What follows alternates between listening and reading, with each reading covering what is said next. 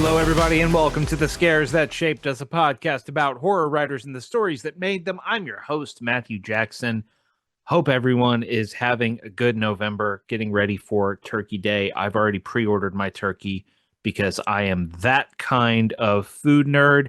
We have got a great show for you this week. Jess Hagemann is here. She is the author of a book called Head Cheese that came out a few years ago, and a very good book that came out earlier this year called Mother Eating. We're going to talk to Jess about that, and we're going to do something we've kind of never done on the show before, which is highlight a collection of short films all by one filmmaker. We're going to talk about the surrealist stop motion films of Jan Svankmajer this week.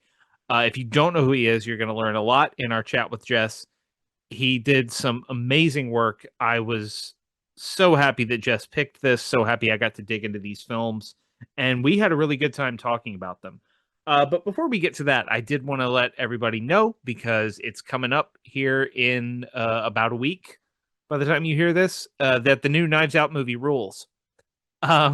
I saw it on Monday night. If you're hearing this on Wednesday, it was the Monday night press screening for Wake Up Dead Man, a Knives Out mystery. It is another absolute whodunit banger for Rian Johnson. It is also the most horror tinged of the three Knives Out films so far. It has some really cool, creepy moments in it. If you liked the little jump scare with the spider in the first Knives Out film, you will like a lot of what's going on in here. There are thunderstorms and crypts and skulls and all sorts of really fun, creepy stuff lurking in this very well put together, very fun ensemble whodunit. So, yeah, I highly recommend Wake Up Dead Man, a Knives Out mystery. It's in theaters November 26th, and then it comes to Netflix, I think, a couple of weeks later, like the first week of December. Either way you get it, it's a great time. So you should go see it. But that is enough of me rambling about other stuff. We are here to talk about Jan Svankmajer, and we are here to talk to Jess Hagemann. So let's head over there right now.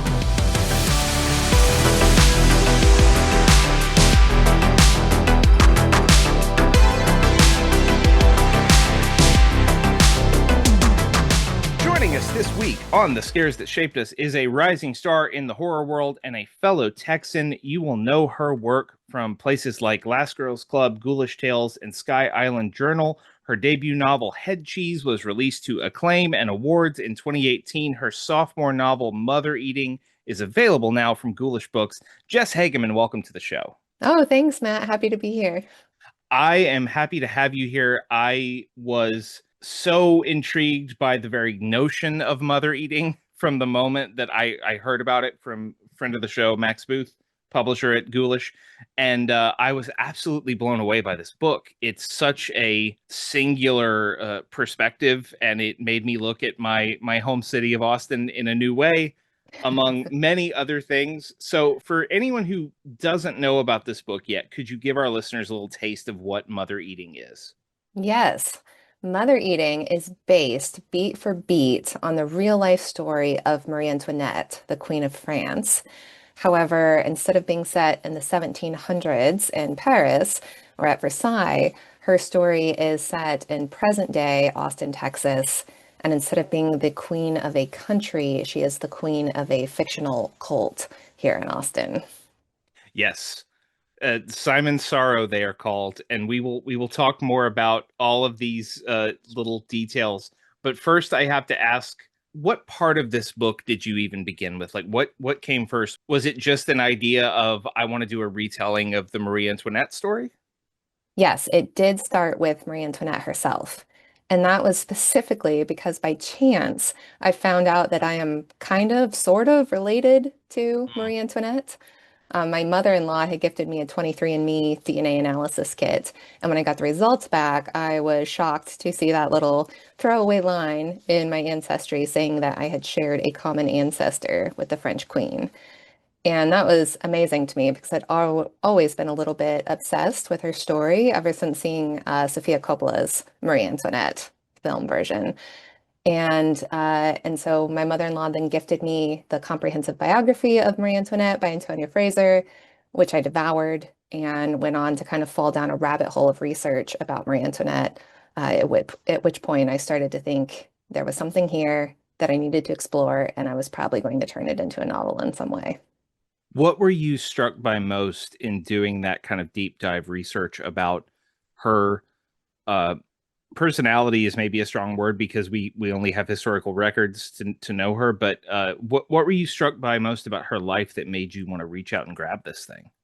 I was most struck by how relevant it is to my own experience as a woman in the 21st century. You know, Marie Antoinette lived in the second half of the 18th century, the late 1700s. And at the time, she entered an arranged marriage when she was 14. That was orchestrated for her by her mother, Maria Theresa. And so she was just kind of married off at that time because her womb was ripe, right? And so there was already questions of bodily autonomy and the purpose of what a woman exists for that in Texas we're still grappling with today.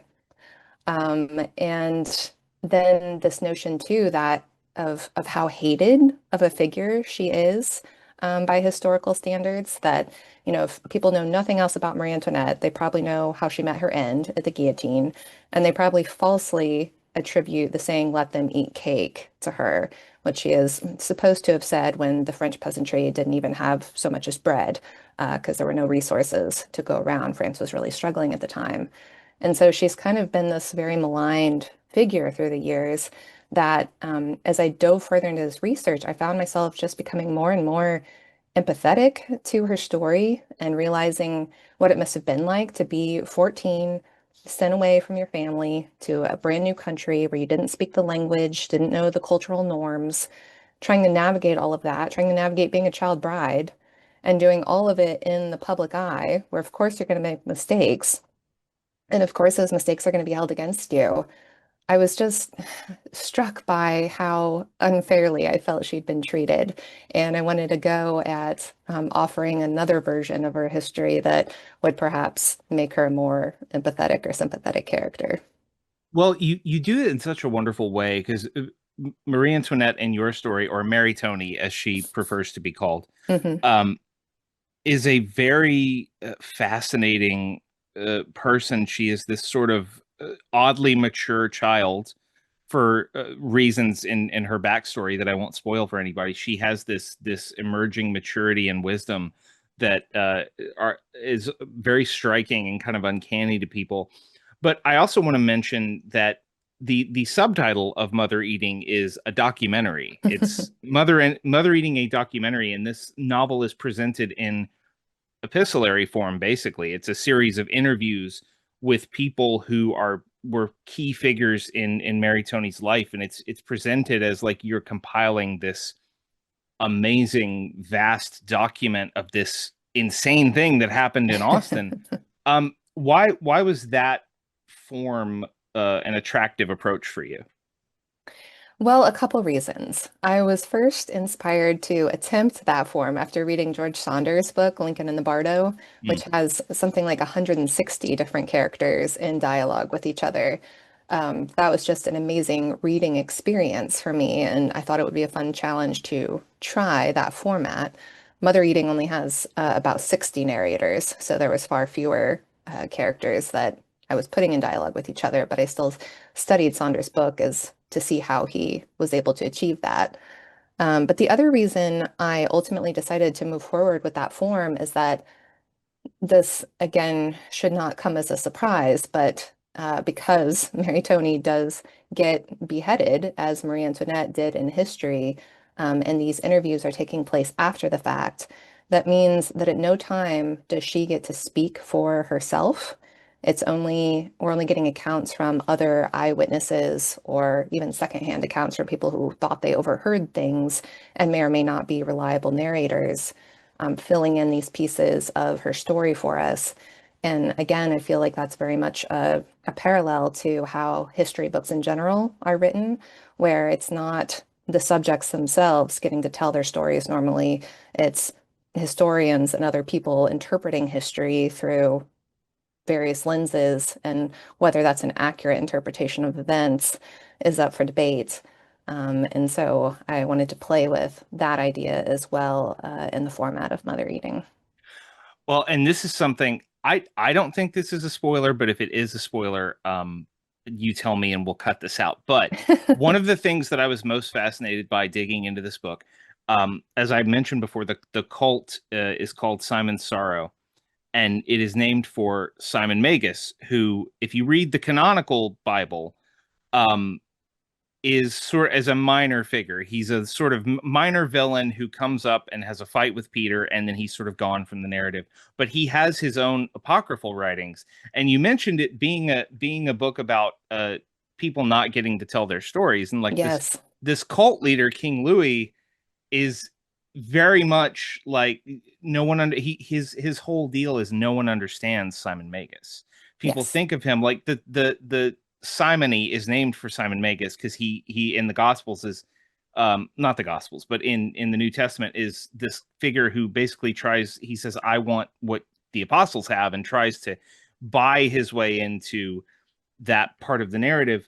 But your cult is saying like, no, we're going to tell people the true story of Simon Magus and what he Yes. was really about and what he can offer the world.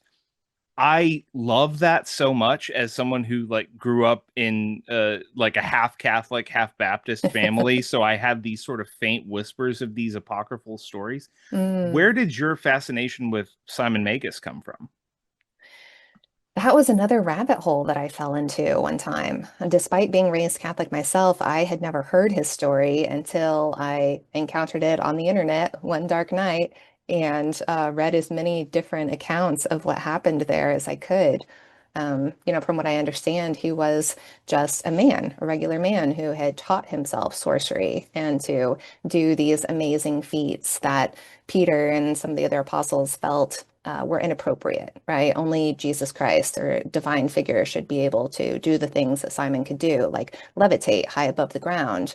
And so that's why Peter intervened and asked God to strike Simon down while he was levitating, and then rend him limb from limb and destroy him. And you're right that the Sashes, who are the members of Simon's Sorrow, feel like this was a great injustice and that what Simon represented was self-determination, basically, and the ability of anyone to try to achieve their highest potential. And the fact that that was taken from Simon unfairly is a narrative that they want to rewrite. And so they not only worship Simon, but also hope to bring about the second coming of Simon and restore him properly to a place of power.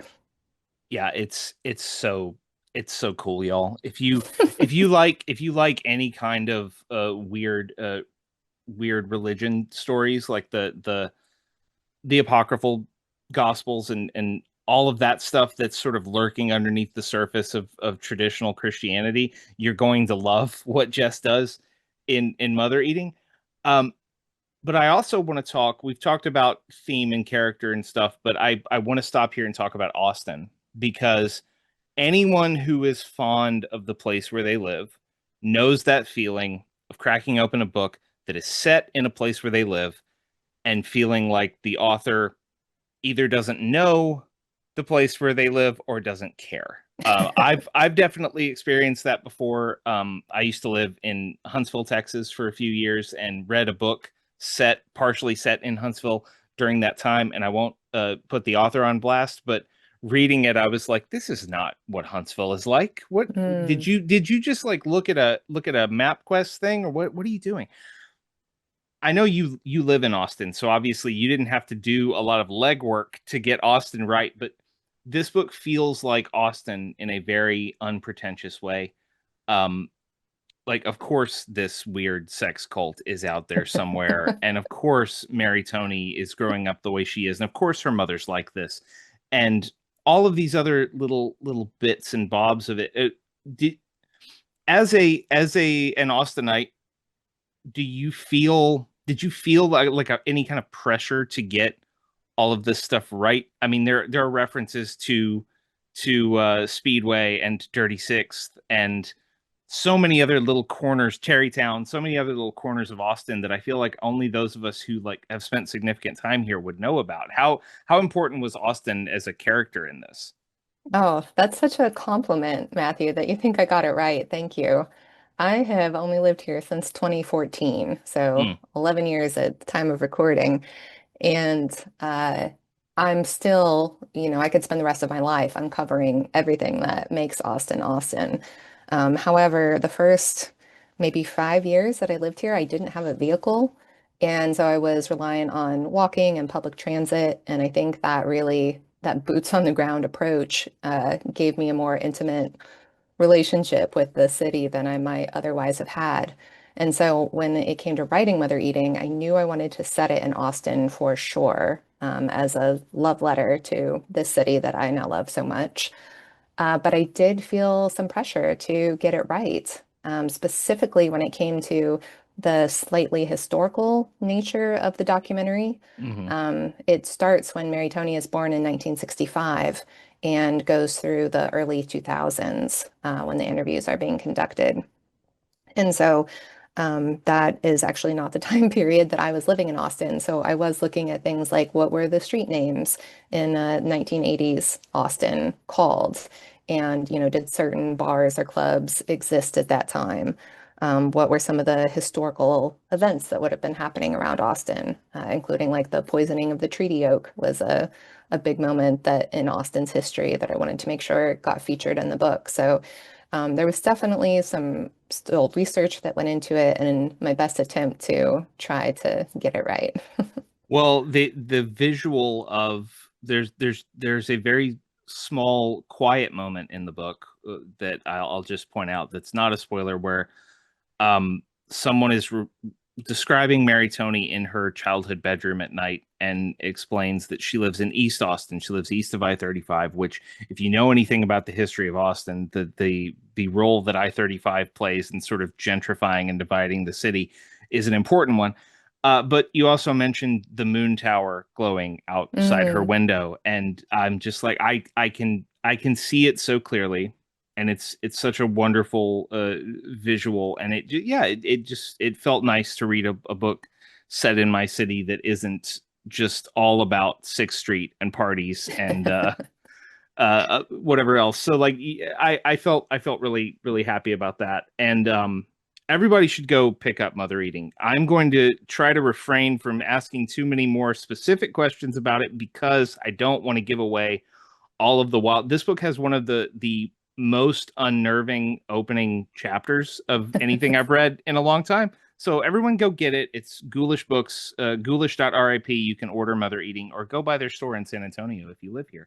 But for now, we're going to talk about the topic that Jess brought today, which this is a show about formative horror stories, formative stories that shaped minds of horror creators.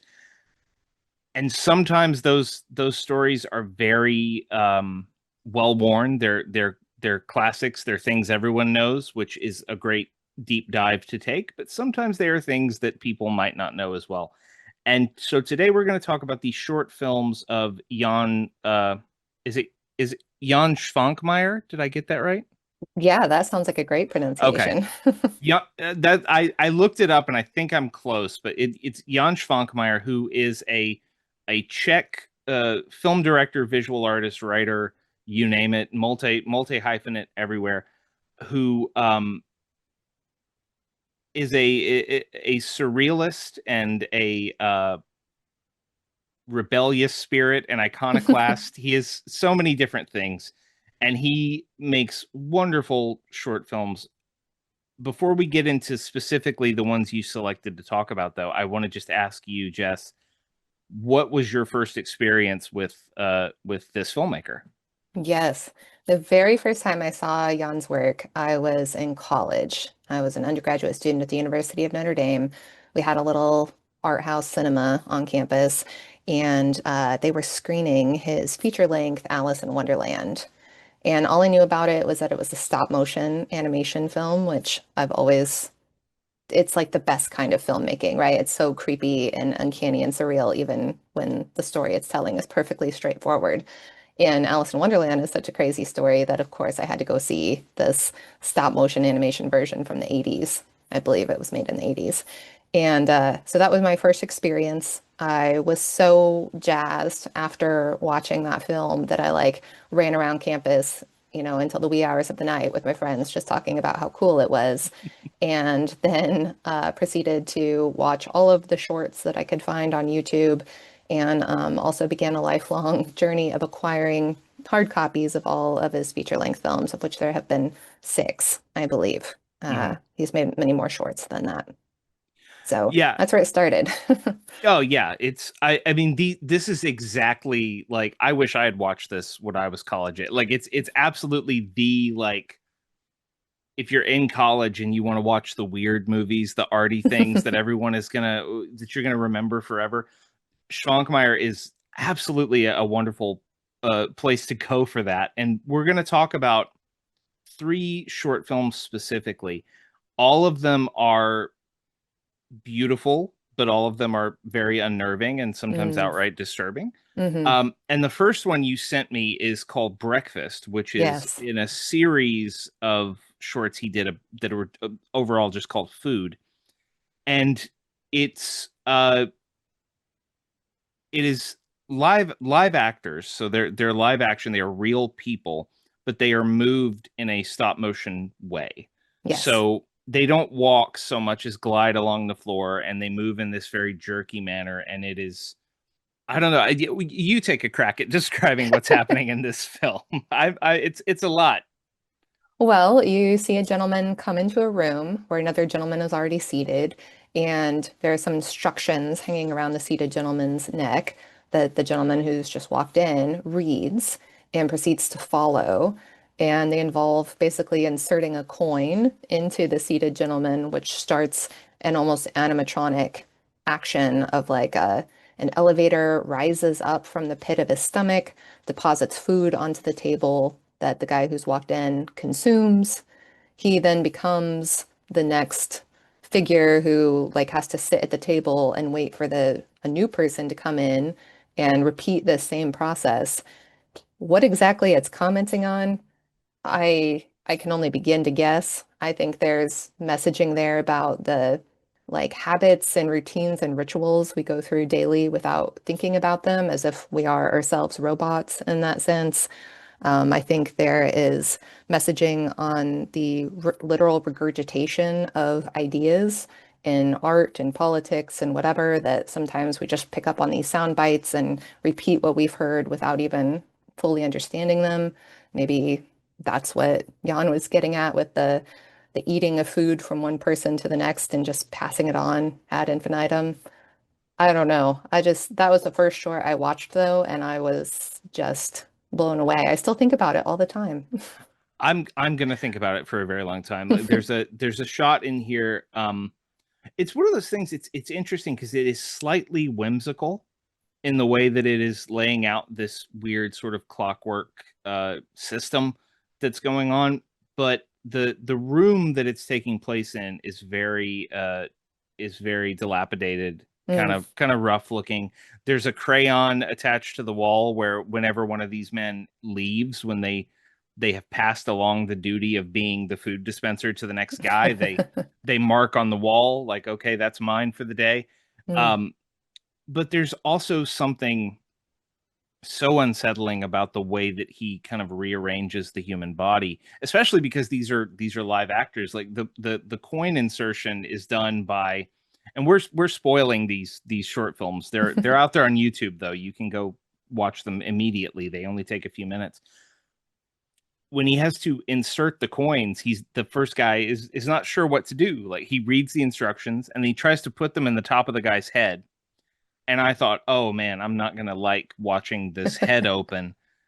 And then something even stranger happens, which is he pulls the guy's tongue out and inserts the coins that way. And it's just watching the tongue come out and watching this sort of um slightly it breaks you out of the reality of it for a minute because it's very Mm. clearly a prosthetic piece, something they built to make it work, but it is so unsettling. But more than that, just the idea that these like what I took from it, the first impression I got thematically was I thought about a joke someone made however long ago it was on social media, which was um the current media economy is just all of us passing the same $10 back and forth through Patreon, Yeah. which it does have that sort of working class feel of like, well, all we can really do is lean on each other and mooch off each other and eat the same thing over and over again and nourish each other for a second before we have to move on to the next thing. And Mm, that's further emphasized for me by the film ends with one guy leaving. He opens the door to walk out, and you just see this endless line of men standing outside waiting for it to be their turn to either eat or feed. yes. Um, so there's just so much going on in it, and I love the way that it deals with the act of eating as this very factory like uh, act is so unsettling to me as someone who takes great pleasure in food. But I've met those people who are like, well, food is just fuel. Food is not essential. Mm. Pleasure in food is not essential. Food is just nourishment to get you through the next thing. And I'm like, what a sad way to go through life. But yeah, it's so striking, but it's not the most striking thing in this selection of shorts, I don't think.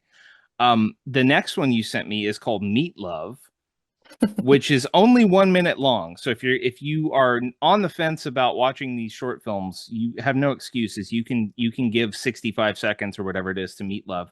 And it's very simple. It is stop motion animation of two big slabs of beef. They get sliced off the roast at the start. They get up and walk around, start poking and prodding each other, fall in love, have a roll in a plate full of flour, and then are promptly summarily executed by deep frying or by skillet Yes. pan frying, excuse me. Um, I love everything about this. It's one of those things that feels so simple. You watch it and you go, well, why couldn't I think of that? Why couldn't anybody think of that? But the execution is so wonderful. Why was Meat Love one of the three that you sent me? One of the ones you picked. It's a great example of how Schwenkmeyer uses actual meat and actual body parts in a Hmm. lot of his films. Like, I tend to associate stop motion animation with claymation Yeah. often, but he definitely works with clay as a medium too. But there are so many places where he's talked in interviews about, going to the butcher and getting a pig tongue or a pile of pig intestines or something like that that he's actually animating in the films. And it just lends this so visceral quality to the film that even in this 1 minute short about dancing meat, I feel like that meat when I'm watching it. Like I just feel it in my body. So it's just so true is how that rang for me. And and it reminds me of my own mortality. It makes me think about just being a meat sack. And those are, I feel like, great things to be reminded of when, as humans, we get really embroiled in our little petty stresses and disputes and whatever sometimes. And really, we're just these dancing pieces of meat who fall in love and have sex and go about our business until one day we don't anymore. Yeah, it's really interesting thing because it is that kind of memento mori thing. But again, it started off so kind of amusing. It was very like, oh, the meat's gonna get up and walk around. That's fun. And it's very like one of the slices of beef has the muscle has sort of separated a little bit, so it has this little dangly appendage that it uses as a hand, and it beckons the other meat slab over. Um, and you're like, oh, this is kind of neat. And then the meat with the hand, the meat that can reach out and touch the other slab, goes over and pokes their partner in that moment, and like you see the indentation in the meat, and it's strange to say, but I could feel it happening. I could feel Yes. like I know, not just, obviously I've handled raw meat in my life, but just you feel the tactile quality of it, and I think that's so enhanced by the idea this is real meat. It's a real frying pan. There's real flour. It's a real kitchen. You can hear the meat, the thuds they make as they walk around on the cutting board. It's a remarkable 60-second thing. I don't even want to know how long it took him to piece all of that together. I'm so glad Um, you pointed out the little hand on the meat yeah. because, full disclosure, I became so just mesmerized by everything that Jan Svankmajer made that in grad school, I actually did my graduate thesis on his work. It was called The Gesture Toward Touch, and it was all about yeah, the ways in which we reach out to and communicate with each other, and also about birth trauma specifically because he treats that theme a lot in his movies as well, including in the Alice in Wonderland short, I mean feature. Uh, so what you pointed out there about the meat with the hand and how it leaves an impression when they touch and that very tactile quality, it's so unique in a a visual medium like film where you think of yourself as watching it, not interacting with it. So for the emphasis to be on the nature of touch in a visual medium, I just think is fascinating.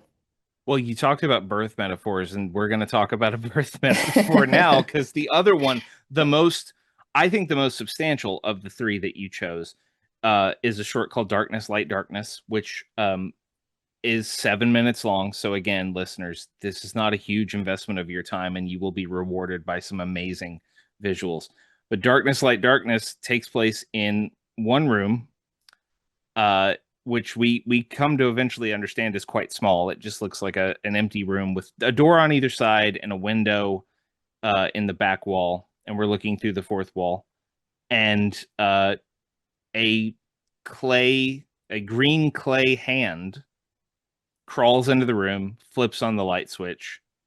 Next thing you know, the door on the other side of the room, there's a knock, and another green clay hand walks in. Oh, I should also mention the first green clay hand finds a pair of eyeballs and puts them on their fingertips, which that in and of itself, I could have watched an entire short film that's just the adventures of this severed hand with eyes for fingers.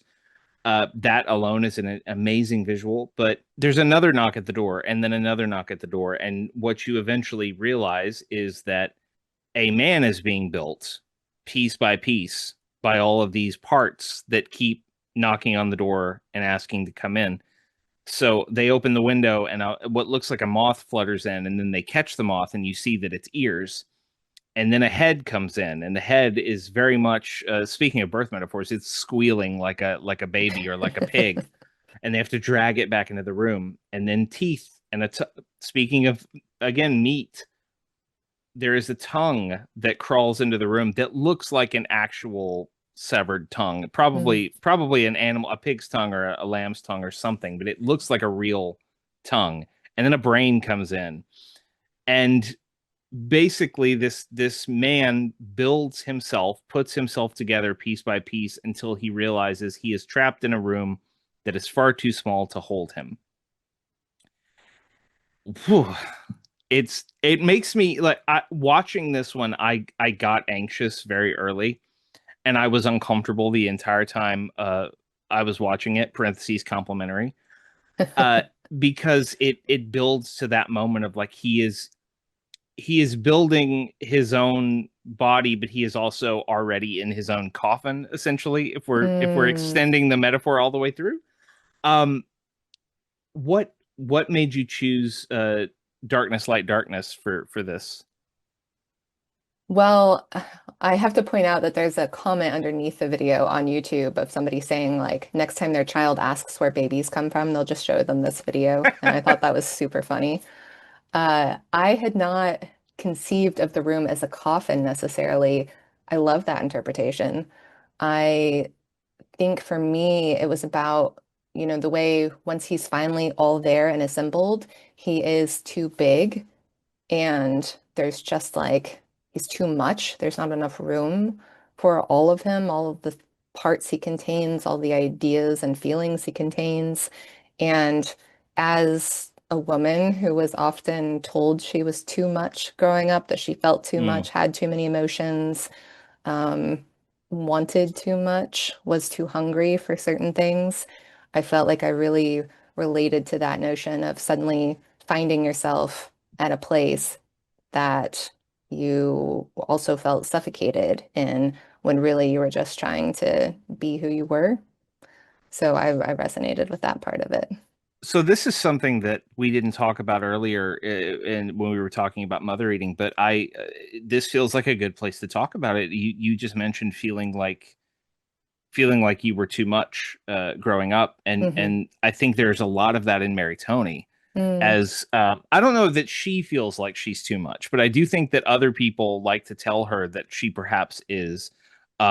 She has certain fixations in her life that make people uncomfortable, including there's a necklace that plays an important role in her story, and I won't say more about the necklace unless Jess wants to say more about the necklace. But it evokes a certain like as it has to do with Christianity, with her faith, which she believes in very strongly.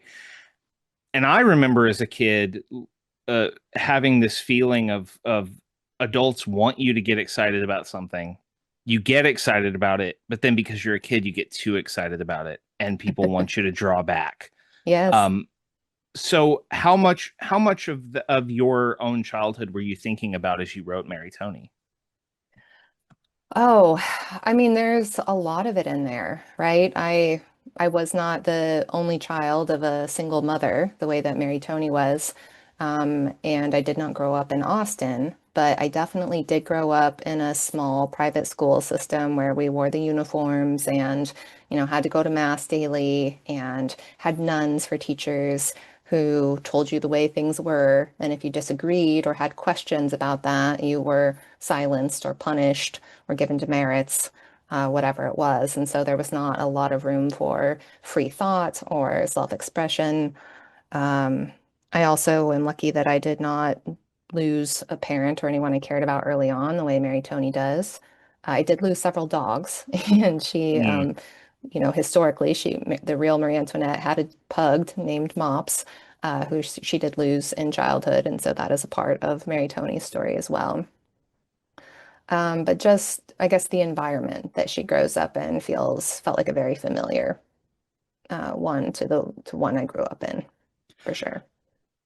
Going back to your interpretation of this short, it I absolutely feel it because again, like we're talking a lot about the visuals here, but the sound design in these films is incredible. It Yes. is extremely evocative and a big part of what creates that sort of sense of being unnerved and being on edge that I got watching this particular one. And it ends like you said, he is in a room that is too small for him. His head is pressed up against the ceiling, his neck is crooked, his knees are drawn up to his chest, and he is uh it's called Darkness Light Darkness because it begins with the light off and it ends with the light off. And the one light fixture in the room is dangling from a cord, and it is on his shoulder, and he is just sort of sitting there sort of staring at this light that is perched on his shoulder that he can't get off, and he's panting because he's Mm, stuck and he doesn't know how to get out. And the panic, that was the thing that made me think coffin, because I could yeah. feel this sort of like, oh, this is almost like a live burial kind of thing where he is just. But I also feel what you said about being too big for the little box that the world has put you in. Mm. Too much for whatever your designated lane is to contain, which I think is a big theme in mother eating. Well, and what you said about the light bulb, right? If we think of the light bulb as a representation of ideas and enlightenment, I think there's also some messaging there around how we say ignorance is bliss. And once you are no longer ignorant, once you have more experience and accumulated wisdom that you can't unlearn, there's a burden that comes with knowing too, that that light is on. He can no longer reach it to turn it off. He's just there stuck in with all of I'm really projecting onto this character. All of his life choices and everything laid bare before him in the light, and there's no going back. I think that's a realization that a lot of us have in early adulthood or into adulthood, too, that we are the sum of the choices that we've made for better or worse. So you mentioned doing your thesis on Svankmajer's work. Yes. So I'm definitely the lay person in this conversation because I was coming to his films for the first time this past week, watching these in preparation for this conversation. And one thing that I was struck by in relation to this is the fun part of the show because I get to experience these things, but I get to experience them through the lens of like, why did Jess Hagemann want to talk about this? What was Yeah. important to her? And the word revolt is very important in what I've read about Svankmajer and the way that he revolt is in rebellion, not as in Hmm. revolt, not as in disgusting, but he was very concerned with acts of rebellion, which may have something to do with the fact that he was born in the 1930s in Czechoslovakia. So, you think about what was happening in the 1930s and 1940s in Eastern Europe, and you get an idea of where he's coming from there. Yes. Um, but he's very interested in this idea of rebellion and this idea of absolute freedom, the idea that you have to start from a place of absolute freedom and carry it forward, and if you don't do that, you are losing something innately in yourself, creatively, and I guess I suppose emotionally as well. um what and just for me, reading those words was very much like it felt like a part of Mother Eating to me. It Mm, felt like a very Mother Eating is a documentary about people who are trying to reclaim a certain narrative, whether that is a version of Simon Magus that someone hopes was real, or a young woman who becomes an older woman who is just trying to have some agency in her life. And ironically, the story is told, like you said, by people who are not them. Um, yes. what did you think? Obviously, you spent a lot of time in Schwankmeyer's world. Was Mm. that present for you as you were writing Mother Eating, or is that just sort of a background thing that you? And this is called The Scares That Shaped Us, so I'm trying to get the shape out of it. Yes. So I don't know that Schrankmeyer would use the term body horror for what he makes, but to me it is the consummate example of body horror. You Hmm. mentioned the sound design, like the squelching that happens in those films and the just wet flesh sounds all the time are like they're so genius. And so I think what I write is body horror. Mother Eating, Yeah. you could call it a transgressive horror, religious horror. It's still body horror. Same for my debut Head Cheese. And so Schwenkmeyer's influence is there every time there's a body on the page and something's being done to it. He helped me to rethink what was possible to do to the human body, and the symbolism inherent in the things that we do to the body, whether that's anything like the act of giving birth, the act of brushing our teeth, whatever it is, like there are all these things we just take for granted that we're taught to do, and then we do them on a daily basis without thinking about them. And Schwenkmeyer is forcing you to pay attention to the things that we do to and with bodies. And so that idea is still in everything that I write. It's I'm glad you brought this up because I was going to bring it up if you didn't.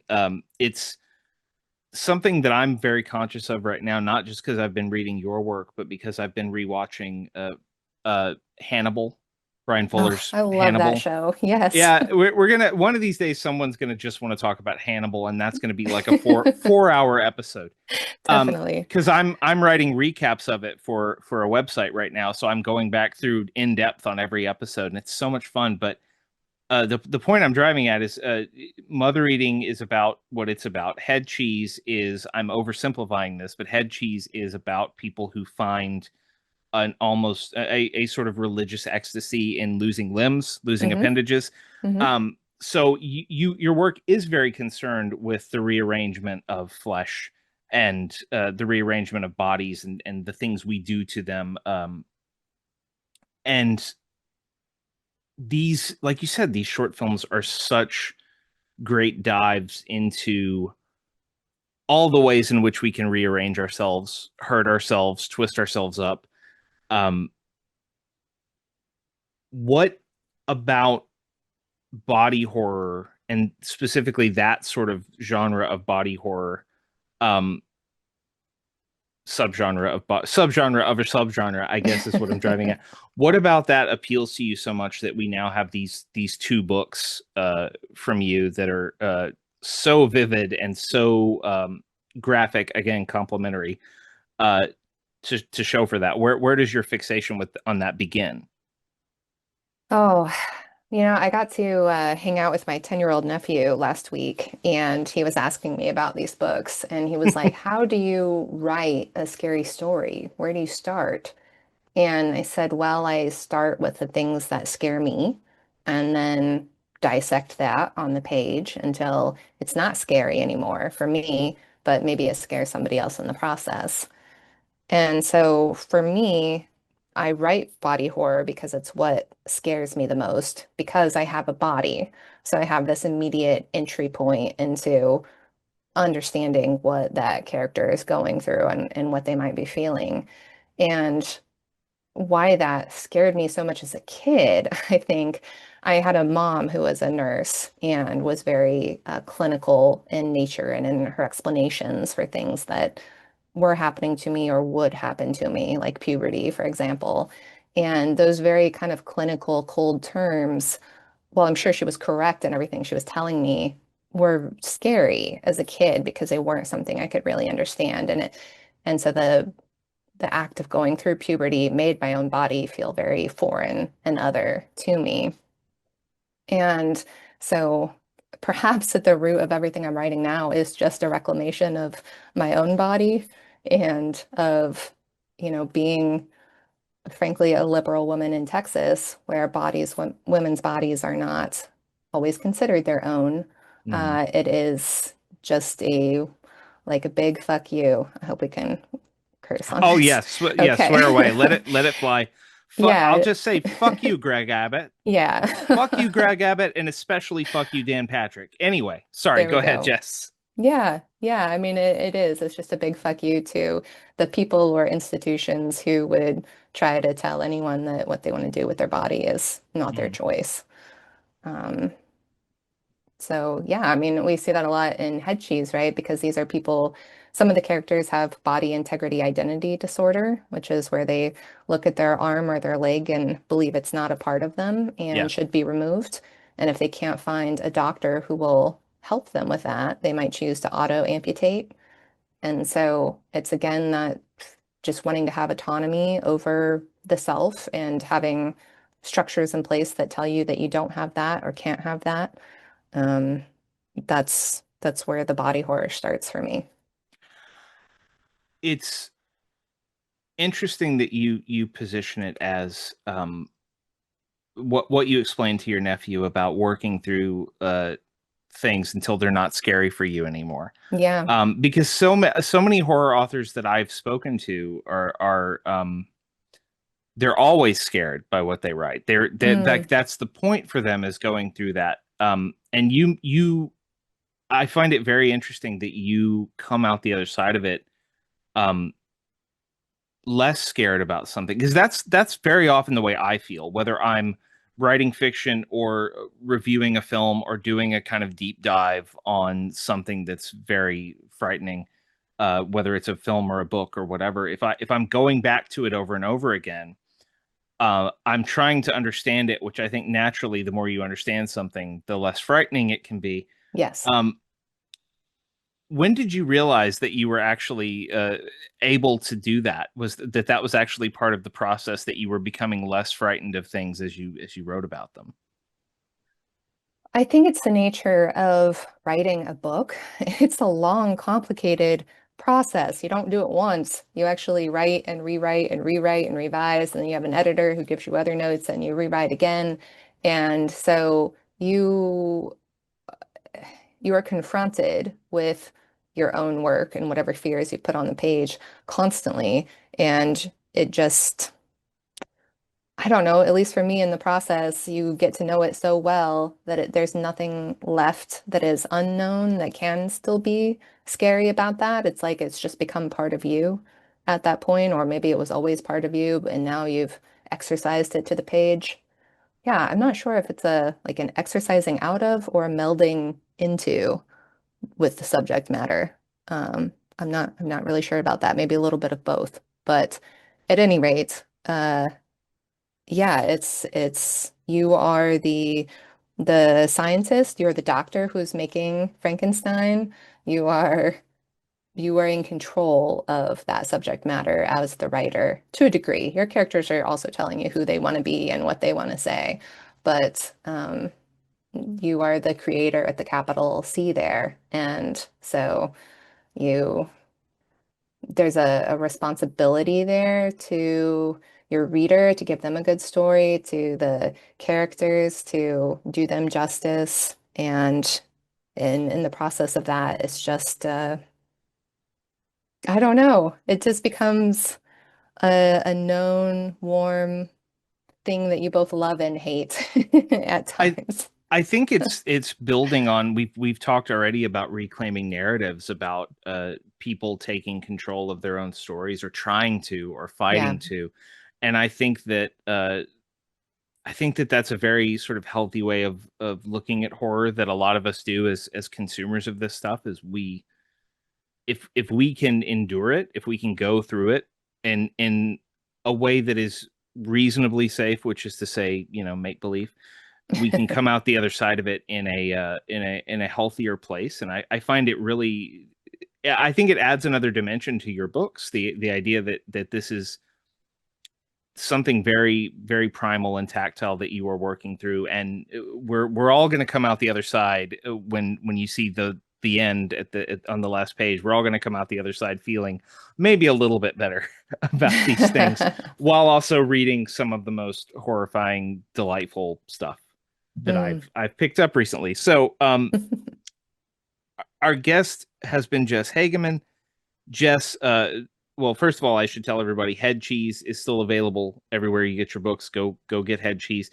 Mother Eating is available now from Ghoulish Books. Go get Mother Eating. Jess, before we let you go, can you let people know where they can find you online and what else you have coming up? Yeah, I am most active on Instagram. My handle is jh.author. I also have a website, jesshagemann.com, that collates all my upcoming appearances around Central Texas and beyond. And what I have coming up next, I am going to be novelizing a movie. I can't announce which one yet, but that is in the works, and I'm very excited to be bringing that from the screen to the page. Awesome. Well, we will be sure to have you back to talk about whatever this novelization is because I find that process fascinating. Once again, everybody, our guest has been Jess Hagemann. Jess, it was great getting to know you. Thanks for being on the show. Same, Matthew. Thank you. Thanks once again to Jess Hagemann for being on the show. Mother Eating is available now from our friends at Ghoulish Books. You should get it. It's one of the best horror novels of 2025. And I'm not just saying that because it takes place in the city where I live. It's an absolute banger. Jess did incredible work. Go get that book and go follow Jess on Instagram to keep track of everything she has coming up, including that movie novelization she mentioned at the end of the interview. I'm excited to find out what that is. And if you want to keep track of everything we have going on, the best way to do that is to follow us over on Blue Sky. We are at scareshapedus.bsky.social over there. That is where you will find all of our episodes when they go live, as well as new guest announcements and giveaways and other fun stuff as it happens. We just announced the title, but not the guest for our 2025 Christmas episode that will go up on Christmas Eve. We're going to talk about the Killer Santa movie, Christmas Evil. And it's a lot of fun. I'm excited to let you all know who the guest is soon because, yeah, I think you're going to like it.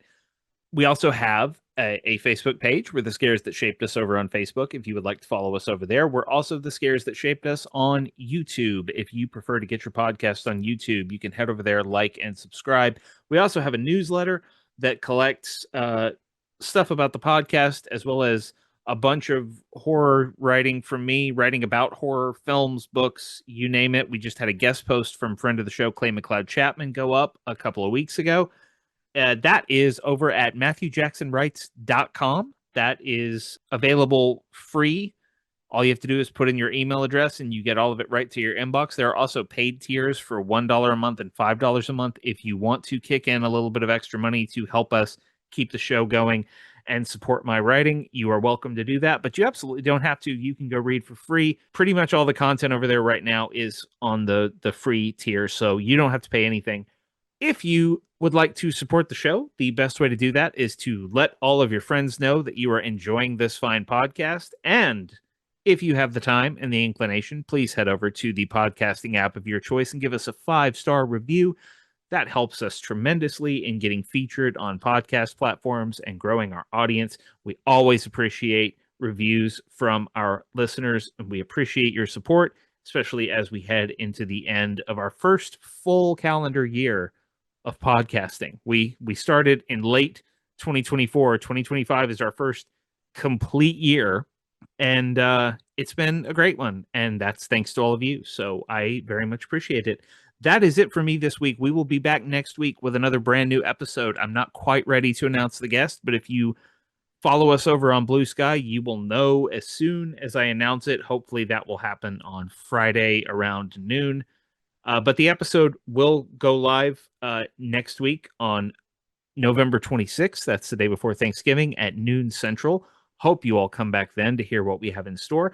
Until next time, take care of yourselves. Take care of each other. I'm Matthew Jackson, and this is The Scares That Shaped Us.